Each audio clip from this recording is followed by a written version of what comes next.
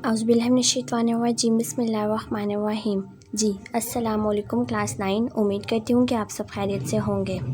हम कर रहे थे एक्सरसाइज नंबर 4.3 1 2 3 हम ऑलरेडी डिस्कस कर चुके हैं और कल के लेक्चर में हमने क्वेश्चन नंबर 4 का 1 और 2 पार्ट डिस्कस किया था। आज हम थर्ड से स्टार्ट करते हैं, क्वेश्चन नंबर 4 का थर्ड पार्ट। तो चलिए जल्दी से स्टार्ट करते हैं क्वेश्चन को। क्या गिवन है हमें गिवन है जी √5 + √3 इंटू √5 माइनस √3। सबसे पहले क्वेश्चन को समझते हैं क्या करना है और कैसे कर सकते हैं, क्वेश्चन को क्या लगा सकते हैं और किस मेथड से क्या स्टेप्स होंगे, सारा कुछ डिस्कस करते हैं। क्या था क्वेश्चन नंबर 4? सिंप्लीफाई करना है, बिल्कुल सिंपल वे में हमने इसको सॉल्व करना है क्वेश्चन को, ये जो हमें गिवन है। अब सबसे पहले हम देखते हैं ए बी की वैल्यूज़, फार्मूलाज वाले क्वेश्चन है ना, algebraic expressions and algebraic formulas. इसका मतलब है फार्मूला की मदद से हम सॉल्व करेंगे। साफ पता चल रहा है कि ये ए की वैल्यू है और ये बी की वैल्यू है, दरमियान में यहाँ पर प्लस है और यहाँ पर माइनस है। फार्मूला बन रहा है, ये ए है, ये ए है, ये बी है, ये बी है, ये माइनस है और ये प्लस है। ए प्लस बी और ए माइनस बी का फार्मूला लगाते हैं, यहाँ पर लिख लीजिएगा बाय यूजिंग फार्मूला। और एज वी नो डैट क्या जानते हैं, हम जानते हैं जी ए प्लस बी और ए माइनस बी हमारे पास क्या होता है, ए प्लस बी और ए माइनस बी हमारे पास होता है ए स्क्वायर माइनस बी स्क्वायर। अब ए प्लस बी और ए माइनस बी की वैल्यूज़ गिवन है, इसके आगे हम फार्मूला बनाते हैं। क्या है ये √5 + √3 है हमारे पास। यहाँ पर क्या गिवन है हमारे पास √5 माइनस √3। अब हमें पता चल गया कि ए की वैल्यू कौन सी है और बी की वैल्यू कौन सी है, ये हो गया। अब हम इनमें पुट कर देते हैं और स्क्वायर्स ले लेते हैं। ए की हमारे पास √5 था, √5 का अब √5 ए की वैल्यू हुई, ऊपर क्या है स्क्वायर है, हम स्क्वायर लगा देते हैं। माइनस है, दरमियान में बी की वैल्यू हमारे पास √3 है, साथ में क्या स्क्वायर है तो स्क्वायर लगा देते हैं। अब इस √ को इस स्क्वायर से कट कर देते हैं, पीछे क्या बचा हमारे पास 5 - 3। 5 - 3 हमारे पास क्या आंसर आया 2, ये 2 हमारा आंसर है। बहुत इजी क्वेश्चन है। अगर हम दूसरी तरह भी इसको सॉल्व करें ना कि ए प्लस बी और ए माइनस बी हमने भी फार्मूला लगा के यूज़ किया ना, तो हम ऐसे भी कर सकते हैं। √5 आ जाएगा, साथ में √5 माइनस √3 आ जाएगा, प्लस √3 और √5 माइनस √3 आ जाएगा।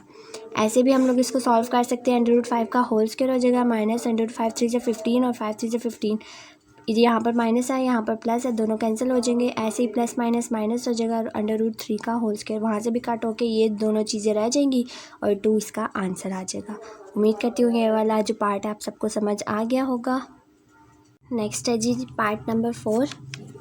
पहले हमें क्या गिवन था, हमें √5 + √3 की फॉर्म में गिवन था। अब हमें बाय की फॉर्म में गिवन है, ये रहा नोमिनेटर और डिनोमिनेटर की फॉर्म में। अब हम इसको भी सॉल्व करके देखते हैं क्या आंसर आता है। √2 है, √2 है, 1/√3 है, 1/√3 है। इसका मतलब है ये हमारे पास ए है, ये हमारे पास ए है, ये हमारे पास बी है, ये हमारे पास बी है, यहाँ माइनस है और यहाँ पर प्लस है। यहाँ पर भी फार्मूला यूज़ करेंगे ए प्लस बी और ए माइनस बी। यहाँ पर मैं कहती हूँ एज वी नो डैट हमें फार्मूला पता है कौन सा लगता है यहाँ पर, ए प्लस बी और ए माइनस बी = ए स्क्वायर माइनस बी स्क्वायर। ए प्लस बी ए माइनस बी का जो हमारे पास ये वैल्यूज़ गिवन है यहाँ पर लिखेंगे और इसका आगे से प्रोडक्ट निकालेंगे, सिंप्लीफाई करेंगे। ए की वैल्यू हमारे पास क्या है √2 है, प्लस है, और बी में क्या है हमारे पास 1/√3 है, साथ में √2 है, माइनस है, 1/√3 है। ये हमने वैल्यूज़ पुट कर ली। अब यहाँ से देखना हमारे लिए आसान है कि ये क्या है, ये ए की वैल्यू है, ये क्या है हमारे पास, ये ए की वैल्यू है और ये बी की वैल्यू है। ये ऐसे ही ए की है और ये वाली जो है ये बी की है। ठीक है, मेरी थोड़ी सी राइटिंग बड़ी है इसलिए ये आगे चला गया, वरना मैं यहाँ पर पूरा कर देती। अब ए स्क्वायर माइनस बी स्क्वायर है, ए की हमारे पास क्या है √2 वैल्यू है, इसको मैं लिखती हूँ जी √2 का होल स्क्वायर था तो हमने स्क्वायर ले लिया, माइनस बी की हमारे पास क्या है 1/√3 का होल स्क्वायर। b की पूरी वैल्यू क्या है, ये है, इसके ऊपर हमने पूरा होल स्क्वायर लेना है, ये नहीं कि √3 पर सिर्फ लेना है, हमने 1 पे भी लेना है। वैसे तो 1 1 ज़र 1 ही होता है, लेकिन लेना ज़रूर है। अब क्या हो जाएगा, स्क्वायर √ से कैंसिल, स्क्वायर √ से कैंसिल, यहाँ पर 2 था, -1/3 था। अब 2 - 1/3 को हम सॉल्व कर सकते हैं, नहीं कर सकते, इसका मतलब है यहाँ पर हम एलसीएम लेंगे, बाय 1 करेंगे। क्या मतलब हुआ इसका, एलसीएम हमारा 3 आया, 1 और 3 का अगर हम एलसीएम लें, एक हमारे पास 1 है और एक हमारे पास 3 है, 1 1 ज़र 1 ही होता है, 3 लेते हैं 1 और 1, 3 1 ज़र 3 आ गया, हमारे पास एलसीएम 3 आ गया। अब हम देखते हैं इन टेबल्स में 3 कहाँ जाता है। 1 कितने ज़र 3 होता है, 1 3 ज़र 3 होता है, 3 1 ज़र 3 होता है। टेबल हमने नीचे वाला देखना होता है, जब हम मल्टीप्लिकेशन करते हैं तो हम ऊपर वाले की मल्टीप्लिकेशन करते हैं। अब 3 2 ज़र 6 हो गया, -1, 5/3, ये हमारा आंसर है।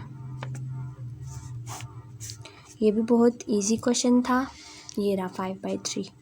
3 2 ज़र 6 था, 6 - 1 1 ज़र 1 किया हमने, 6 - 1 क्या हुआ हमारे पास, 5 हुआ, 5/3 आंसर।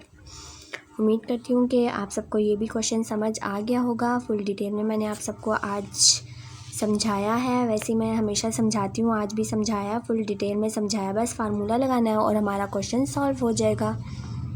बहुत इजी है, साफ पता चल रही है a + b है और ये -b है, इसका फार्मूला लगाया है। ऐसे ही यहाँ पर भी था, a + b था और साथ में a - b था, इसका फार्मूला लगाया, सारा प्रोसीजर किया और 5/3 हमारा आंसर आ गया।